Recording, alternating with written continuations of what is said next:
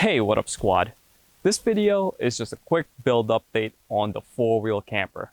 And if you guys are new to this channel, I have a 2009 Toyota Tacoma TRD Sport.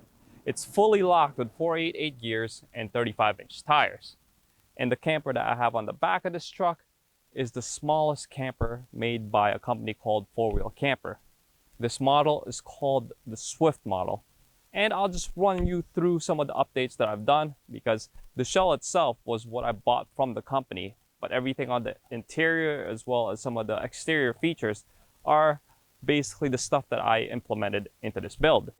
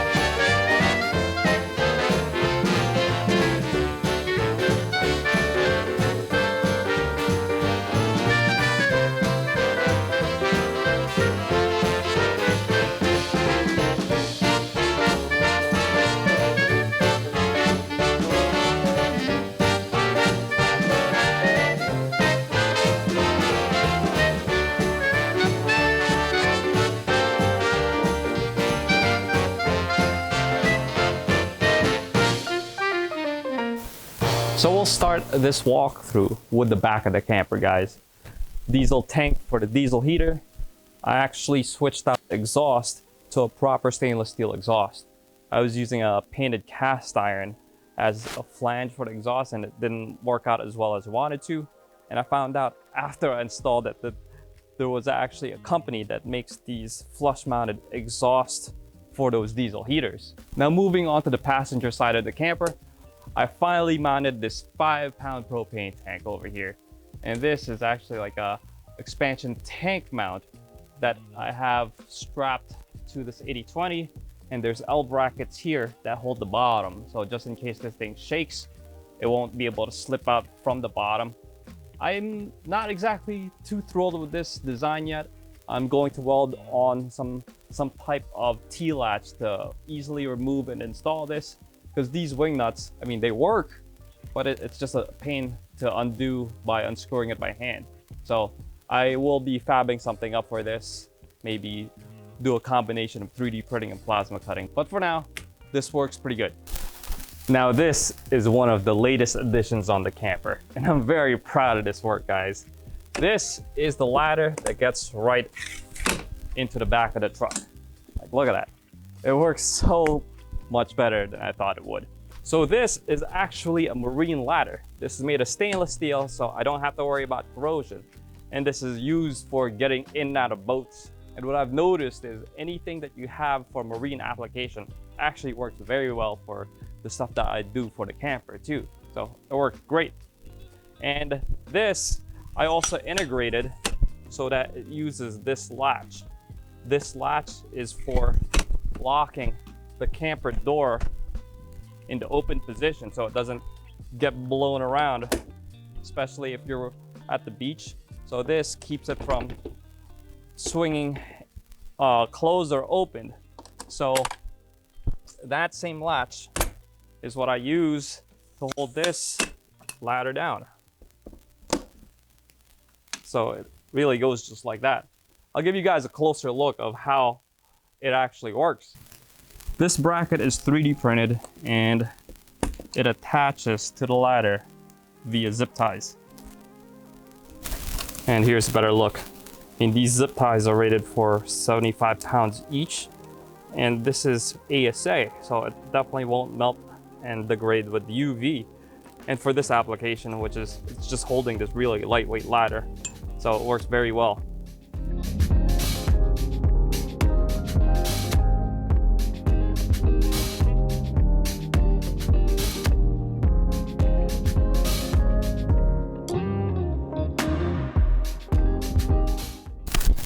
Now looking to this side of the camper, I implemented these new shelves here. These are slanted shelves to hold like shoes, which will be on this bottom row, flip-flops, and if it's snowing and muddy outside, we have a boot tray here to catch all the mud and the dirt. So this side is basically footwear storage. And this is the switch to turn on the LEDs for the floor. This is RGB, so I can change the colors out. Now this side here is the diesel heater.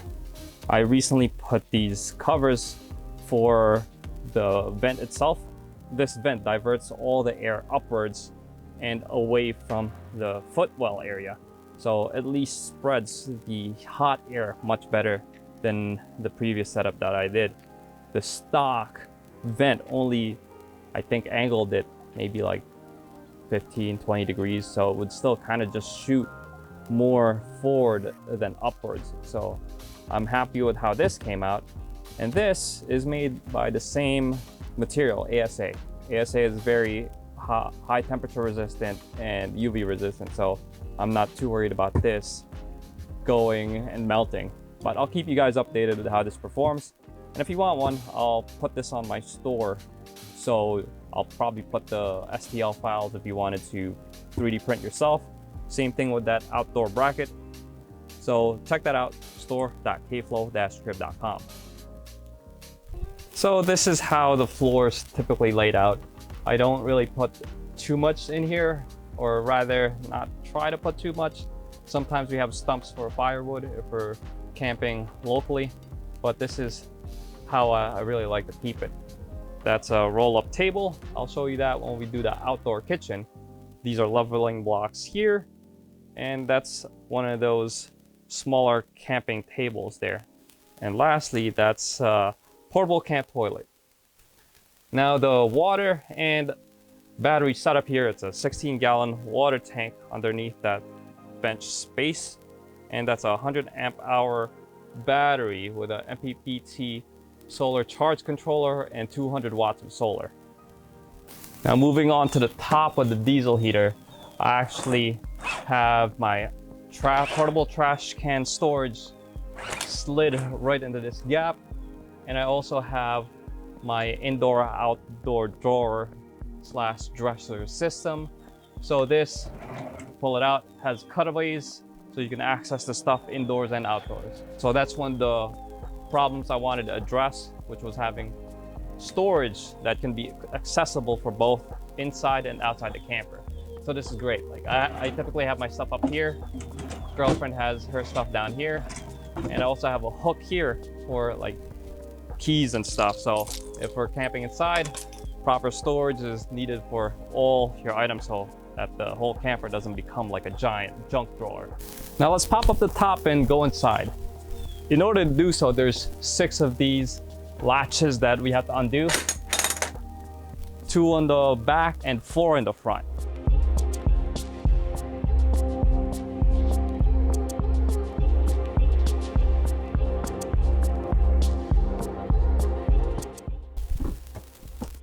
So here's what the camper looks like for those of you guys who are curious about what it looks like when it's closed down right now.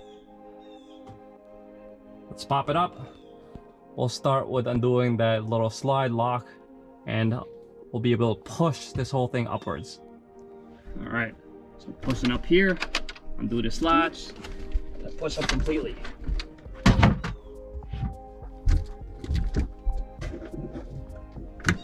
And here's the cab overside. So we'll undo this locking mechanism here, push this upward slightly. You don't want to lever it completely. This is just to get the hinge to lift up from the bed, and then push upwards just like that.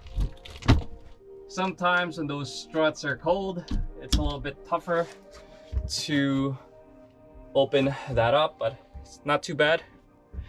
And then here, I'll turn on this light right here so you guys can see a little bit better. Here, there's this bungee that holds the fabric closed so it doesn't fold on the outside when the camper's being folded down. So that just keeps everything kind of compressed. And moving on to this side, same thing here. So you just undo that. Now I'm just gonna open up the windows so we get better lighting in here. And actually, before I do that, there's 3 lights on the ceiling of this camper, as well as a fan. Let's open this up.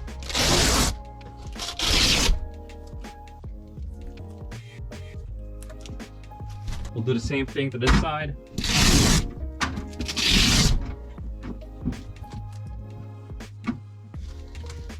Switch to super wide so you guys can get a feel of the camper itself a little bit better with such a wide view of it. So this is typically where we keep our bedding. This is just a regular bungee storage net. Pillows and extra blankets are in here. These are cushions. So I'm going to pretty much change this to living room mode now, guys, so you guys can see where everything gets kind of stowed.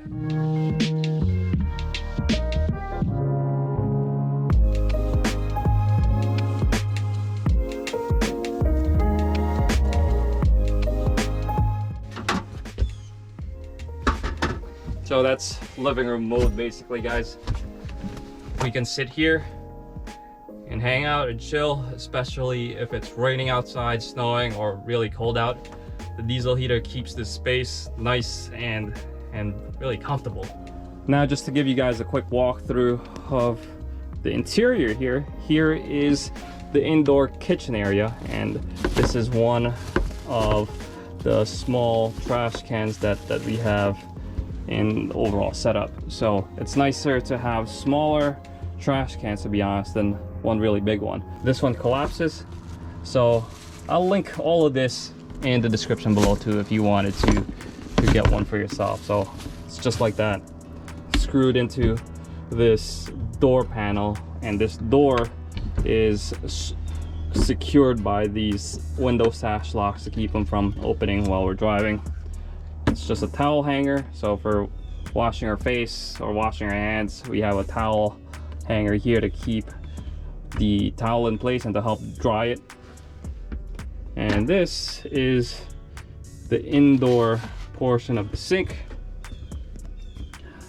So this camper was plumbed so that we have running water inside as well as outside, and we'll get to the outside once I show you guys the outdoor kitchen. But to give you guys an idea of the plumbing, I actually have this portable sink here so that we can just collect all the dirty water and just dump it outside our campsite.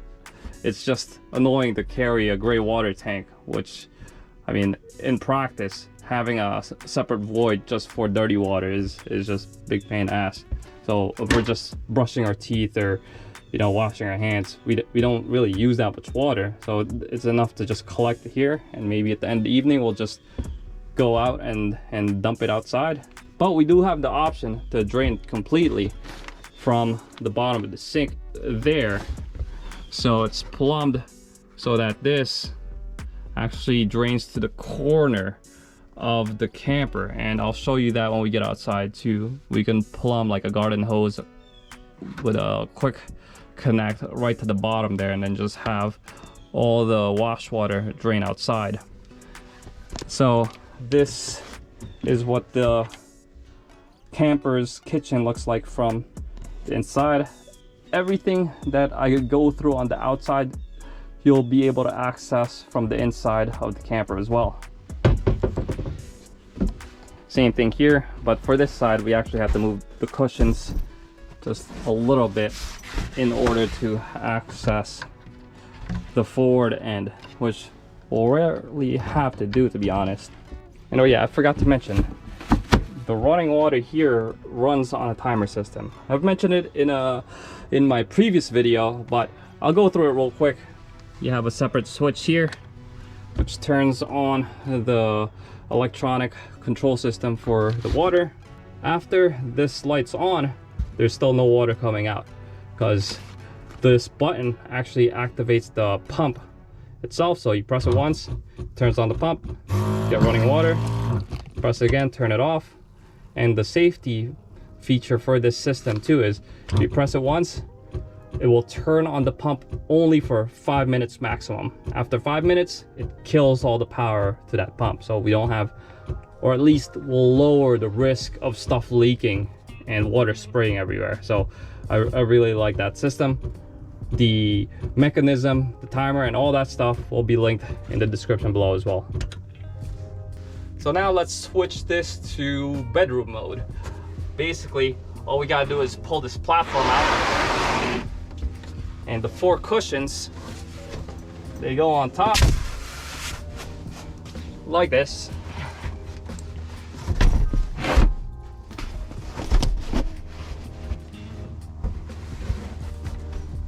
And this sheet is actually a king size sheet, so we just pull this right over these 4 cushions and we get a king size bed.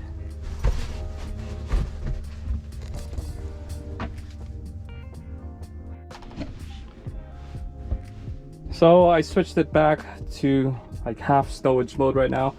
I'll show you guys the outdoor kitchen portion. And we'll take this. This is probably one of the best roll-up tables that I've ever bought, to be honest. I've used a lot of roll-up tables and just tables in general for camping, and I think this one is great because I can fit it like west to east on the floor of the camper, and it really doesn't take up too much room. Let's take this out and we'll go outside.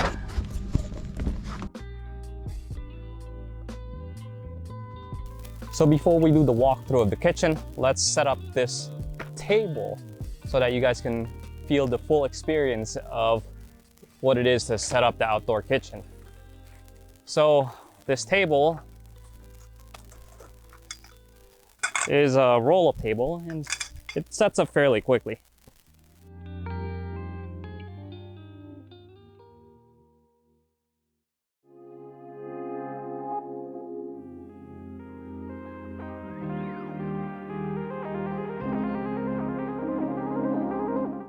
This table also has adjustable height on its legs, and it does have these platform feet that allows you to set it up on uneven surfaces. So we're here on the passenger side of the camper now, and this is actually a new hatch. I ended up using the same idea of having this open upwards because I went camping a few weeks ago and we actually had to use leveling blocks where this side was probably about 8 to 10 inches higher, and having a drop down table will make it a little bit cumbersome, especially if the table ends up becoming too tall. We won't be able to use it. So I just opted for the roll-up table and I kept this design, but I did implement an idea from one of you guys. JVP mentioned something about rain gutters, so I looked up some of these adhesive rain gutters, and this is a rubber J gutter that's pretty much double stuck to the side of the camper shell, and it will keep all the water from going inside here. And I also put rain gutters on a few places on this camper's hatch. So this is the J gutter upside down, so that if it's open, all the water will flow downwards and away from the door itself. So above the compression latch, I put the J gutters as well for each of the latches, because these were actually designed to be the other way around. So when water comes down, it will just divert all that water, and instead of having it come down and fall into the camper. And I also did make this hatch a little bit more different. After I cut out the holes for these latches, that's when I sealed it with the fiberglass resin. And on top of that, I also used polyurethane to protect the fiberglass and then paint on top of that. So it's like multiple layers of protection. So this should last a little bit longer than my previous hatch. So let's open this up. These lock too, which is great. And I only have 2 of them that has the locks. Now having the kitchen preparation table completely separate from the camper will definitely make it easier when it comes to having everything level, especially if we're just going somewhere to prepare lunch and not necessarily camping there. We don't have to level out the camper in order to have a nice flat work surface. So I think having this kitchen table was really a nice investment from the overall build so far. So here is one of the newer features on this hatch. Same RGB lighting system. You could change the colors and change the brightness. And the idea here was that this lighting system will illuminate the area we're cooking on. So we don't have to use like separate lights or set up something else in order to see what we're cooking. So this is also at a good angle. And another one here is, this is actually a toilet paper roll. And this is paper towel. So you can see paper towel that's sliced in half so that we're not as wasteful when we're cleaning up at the campsite. And this fits perfectly and stores just like that right on the hatch itself. So I have that as easy access if we're cooking. So we don't have to like scrounge to look for cleaning supplies. Now this kitchen setup is accessible from the inside as well, as I mentioned earlier, using those cabinet doors. And this also has the LEDs, RGB, so you can change the brightness and the colors as well. Now let's go through the individual sections here. Now starting from the leftmost side of the kitchen, we have our stove and our propane hose here. This is the pan we use pretty much 90% of the time. Cutting board with knives. And this is our spice rack. This is the spatula and the tongs. It's oil, water, and more spices in this other storage container here. So this is the wash basin and the dish drying rack, as well as where I keep the hose for the outdoor sink setup. And this portion is for the outdoor grilling. We have a collapsible grill. This is a cereal container filled with charcoal lighter here, and a Dutch oven. And this upper section here also doubles as a way to hold some of the extra legs for the awning, just in case it's raining real heavy. Because 3 of the legs are attached to the awning itself, and 3 additional legs for the stanchions are stowed here. So I figured this was a great spot for them. So this first slide out, we have some stainless steel cups. These are Nordic mugs that we use for coffee, whiskey, and stainless steel bowls. This is actually from Amazon. I'll link this in the description below. And this cup holder is 3D printed. So I'll probably link that in the description below too if you want one of these. Now this next slide out is for coffee, our French press, and our jet boil pot. So these holders here on the bottom are also 3D printed, and it definitely works amazing. So I don't have to strap it down, since this will definitely not bounce up and roll out if it's completely form fitted to the thing that they're holding. So I think it's definitely been working great so far. And if I have any issues, I'll keep you guys updated with this setup. Now for this last slide out, we have our utensils. So utensils up top and our plates down below. And this little void here is just more pantry storage. We can put like canned beans and stuff back here. And this also doubles as a way to hide the electrical system, which I showed in my last video, so I'm not gonna pull this out right now. But I'll show you the water system.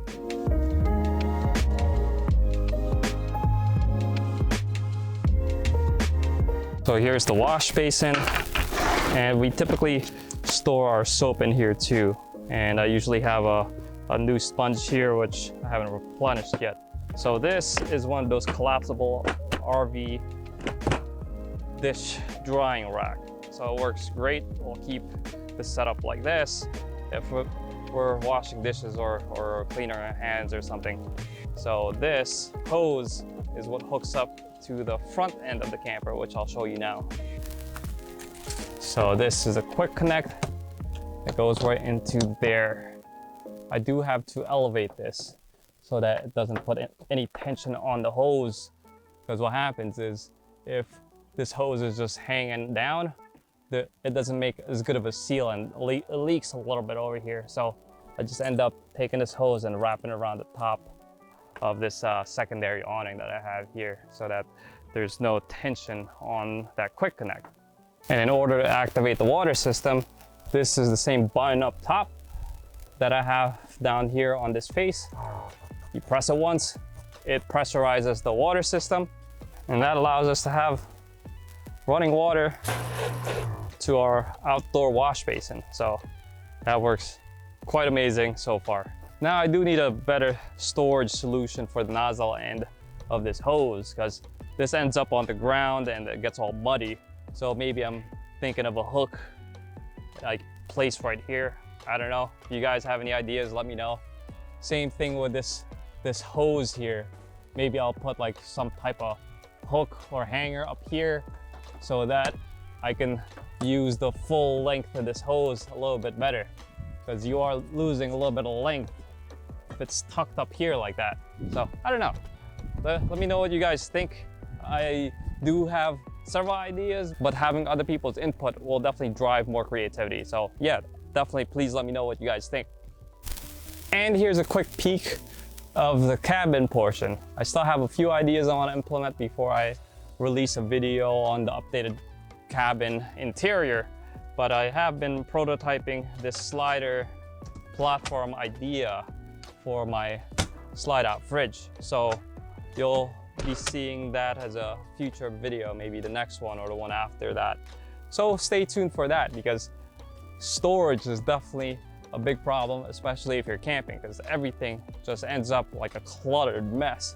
So I came up with a few storage ideas. So we have our drinking water here, another smaller trash can here with this Molly storage system behind the front seats, which I'll go into more detail on a separate video, but these will be linked in the description below if you're interested in getting them.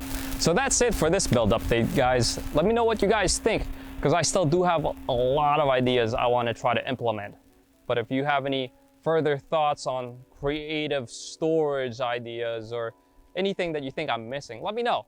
Or if you have any questions, or you want me to go into further detail on any of the subsystems of this camper, let me know as well. I know this has gotten really complicated, but it's been working great. So thanks for watching. Make sure you smash that like, subscribe, and hit that bell too while you're at it. And until next time, guys, peace out.